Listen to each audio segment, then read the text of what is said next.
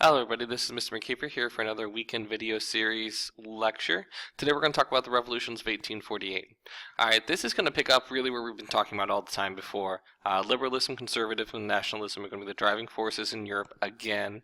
And this time we're just going to add something to it, and that is going to be there's going to be unrest in Europe due to things like food shortages, industrialization. While industrialization has been better on the continent than it was in England, it is still not perfect, particularly when we're dealing with the fact that the cities themselves were never planned for the factory inclusion that we see, and also poor leadership.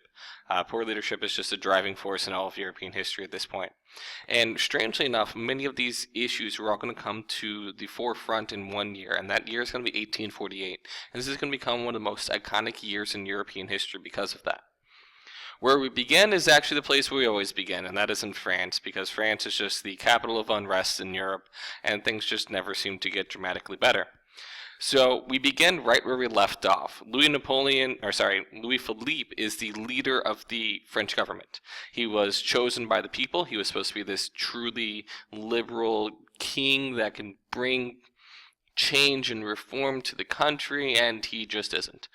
He is as everything in France they wanted. He's the opposite of that. He sits around, he does nothing to actually help the people. His government is corrupt in every way, shape, and form. And when food starts becoming an issue in France again, he is going to do all sorts of nothing. And they will protest, because that's what the French do when they're upset and they're hungry. And he will continue to do nothing until he officially just gives up and runs away, and will live out the rest of his life in Britain because he got tired of dealing with the French. Well, when this happens, France has to be under new leadership again, folks. They are stuck trying to find a new leader, and this is going to come in the form of what we call the Second Republic. There's going to be a new National Assembly chosen.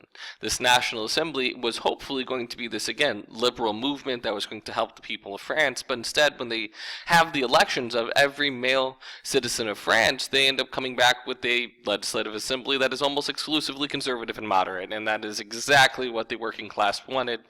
Now going through industrialization, they wanted people who were not going to help them out. Said no one ever. And in classic French fashion, when they didn't get what they wanted, the working class and middle class are going to do what they do oh so well, and that is become violent. And that's exactly what happens again. This new National Assembly is going to have to deal with immediate strife in France.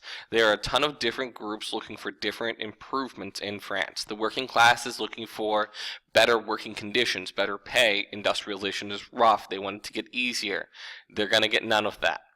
Women are looking for women's rights. We're looking for an opportunity to be equal in the household, with hopes that that becomes eventually equal in the economic sphere, equal in job opportunities. And well, folks, that's not going to happen. In fact, the whole women's movement in France is so emphatically going to get shut down that either the leaders are going to be shipped to Algeria, thrown in jail, or just killed.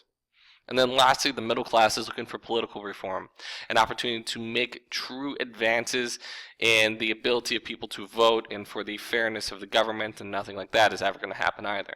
This National Assembly has no interest in becoming liberal. It is a conservative movement in its core notion. And the French will do what the French do best, and that will be devolve into violence where we see thousands of people end up dying, unfortunately.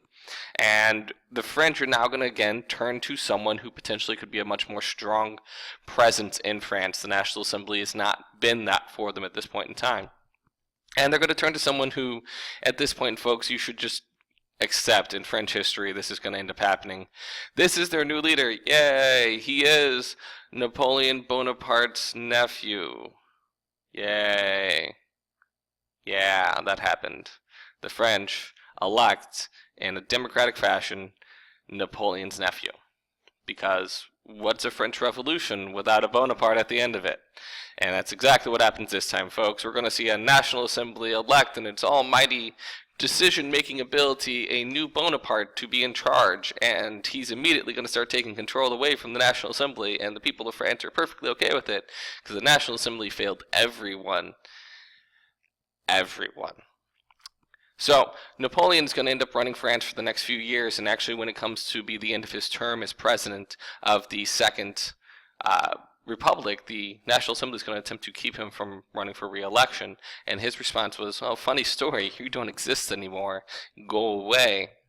And he's going to declare himself emperor. and shocking turn of European history, a Bonaparte declares himself Emperor of France through the endorsement of the people in a plebiscite, because that has never, ever happened before. Wow, France. You're talented. Alright, so let's go somewhere else. Let's talk about Austria. Austria is the hotbed of nationalism, right? Everything that's nationalist is happening during this period of time, and Austria is the place to go if you want to see it. Well, we're going to see the birth of Hungarian nationalism during this time period, something called the Vienna Uprising, where a guy by the name of Louis Kossuth is going to push for equal involvement of the Hungarian people in the Austrian dynasty. They're not asking to break away, they are asking to be equal parts, one part Austrian, one part Hungarian. While Metternich, who's still around at this point, is going to be the champion of conservatism once again, sending the military to outright destroy this liberal quote-unquote uprising, and, well, the army kind of failed. Because, yeah. When this happens, Metternich's just, I'm out. I quit. I'm done with this. And he walks away from his position, he resigns, retires, and leaves the country to its actual emperor, a guy by the name of Ferdinand. And Ferdinand, folks, is not up for the task. He wants nothing to do with the Hungarian situation. In fact, when they try to confront him about it, he will actually flee the capital. And he will leave Vienna to the Hungarians to kind of figure out how to create, in their mind, a new government.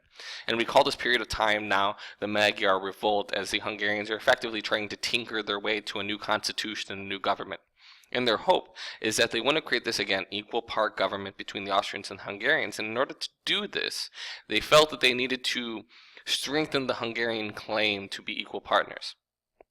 So their goal was to conquer the nearby areas to Hungary, places like Transylvania and Croatia, Romania, and bring them under Hungarian control, and those would be the equal parts, Hungarian and Austrian. While this is going to be in complete disregard to all the nationalist peoples in these areas, such as the Croatians, the Romanians, the Transylvanians. They want nothing to do with Hungary. And in fact, what we're going to see is liberalism taking off against nationalism now. A liberal Hungarian government, or at least aspiring government, versus nationalism in these three areas. And we're going to see conflicts break out because of this. And this is only going to be the beginning for Austria's troubles. What we're also going to see is issues breaking out in now Czech areas, farther to the northern portion of Austria. There, the Czechs are going to actually try to create a pan-Slavic movement. This pan-Slavic movement is uniting all the Slavic peoples of Europe together. This would be a monumental undertaking because the Slavic peoples of Europe were actually one of the largest denominations of people in all of Europe. This would include the majority of everyone in Eastern Europe, including the Polish, the Russians, and most of the Austro-Hungarian Empire that isn't German. And then we're also going to see issues in Italy too. The Italians are ripe for unification. They want to become their own country again, and they're going to use this opportunity where the Austrian Empire is at an end to try to take that portion of Italy that is controlled by Austria, a place that we know as Venetia, and take it away from them in hopes of really priming Italy ready for unification. And we're going to see the rise of two strong nationalist leaders in Italy. One by the name of Giuseppe Garibaldi.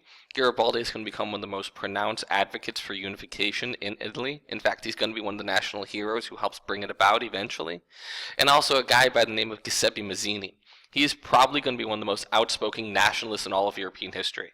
The guy is a wordsmith when it comes to really advocating for that goal of nationalism and unification of nations. Well, unfortunately for these movements, and really fortunately for Austria, Austria is going to get bailed out in all these confrontations. What ends up happening is the other parts of Europe will actually kind of chime into this. In the Italian uprising, the French and Napoleon III is going to step in to stop it because he's afraid of any strong state to the south of France. The Magyar Revolt is going to stop due to the fact that Nicholas II sends a couple 100,000 troops to stop it and take Vienna back. And then we also see the Czech uprising. It will fail, not really due to the intervention of anyone else, but really due to the fact that this movement is probably about 50 years ahead of its time. At the beginning of the 20th century, this is going to be a vitally important endeavor in European history, but we're just a little bit early for this right now. But folks, this isn't the end of the story. This story is just beginning. Well, I guess it's 2/3 of the way over. We still have part of it left, and that's going to be Prussia. Prussia is also dealing with its own issues, and many of those issues stem around, again, leadership in their country. Frederick William IV is the king of Prussia, and he has this adamant belief that a king should never use military force against his own people, which is really noble in it. originality, and it's very much an idea of the Enlightenment. People like that. But the problem is this country is going through a lot of upheaval. Food is an issue. We've already talked about this. Well, people are also looking for more involvement in government. Prussia's kind of lagging behind compared to some of the other countries when it comes to incorporating people and making sure that they have a voice in what's going on. So we'll see protests break out. And when they do, Frederick's like, nope, dude, don't do anything to stop this. It's okay. We'll be fine. Well, then they start crowding around his palace. He's like, it's okay. We do not use military force against our own people. They want a new constitution, so he's like, all right, fine, I'll give you a new constitution. Here it is. It's relatively liberal. Enjoy this. People can vote. We want a better one. It's like, oh, will you people ever be happy? Well, the reality is they weren't just looking for a new voice in their government. They were looking for a unified German state. The people of Germany are pushing towards this creation of what we would know today as a Germany. So when the members of the German Confederation, which if you remember is controlled by Austria, meet in order to kind of redesign or reimagine this German Confederation, they will go to Frederick William and be like, hey, dude, would you lead us in this unified German state? And he's like, no, I won't. Because nations aren't created by men. They're given to us by God. And you're not God. So this is going to put a halt in this whole creation of a new German state. Despite the fact that this whole Kleindeutsch versus Grossdeutsch movement is still pushing, we will finally see a resolution of that at least. There will be no inclusion of an Austria in a unified German state, but that German state isn't happening right now. So another nationalist movement fails. But the revolutions of 1848 are going to have a huge lasting impact in Europe. In France, we have a new king. Napoleon III is going to be a truly transformative figure in French history. He's going to industrialize France, really bring it up to the best situation it has been since the fall of his uncle Napoleon. But we will see the middle class and the working class of France never unite again. In Austria and in Prussia, and actually in Russia, we will also see the death of serfdom, also as a pronounced result of the 1848 revolutions. But in Austria, Hungary isn't going away. That issue and how to deal with the Hungarian problem is going to be brought to the forefront of Austrian history in the very near future. Pan-Slavism is going to be an issue. It's just a little bit early right now. Early 20th century, folks, this movement is going to be one of the most important concepts in all of European history. And then the Italians. They are wanting unification. They're going to get it eventually. The seeds have been set. The players are now in peace. Giuseppe Mazzini and Garibaldi are there. Now it just needs the opportunity and the leadership to get it there. And that's the same scenario for Prussia. German unification is coming. It just needs the leadership to be there for it. And both of them are going to come in kind of weird scenarios. Not in the form of liberalism, but in die-hard nationalism. And people who most would consider conservative by nature, but who become embraced with this idea of a unified nationalist state. And that's where we're going to pick off next time, folks. So you guys have a wonderful weekend, and I'll talk to you later.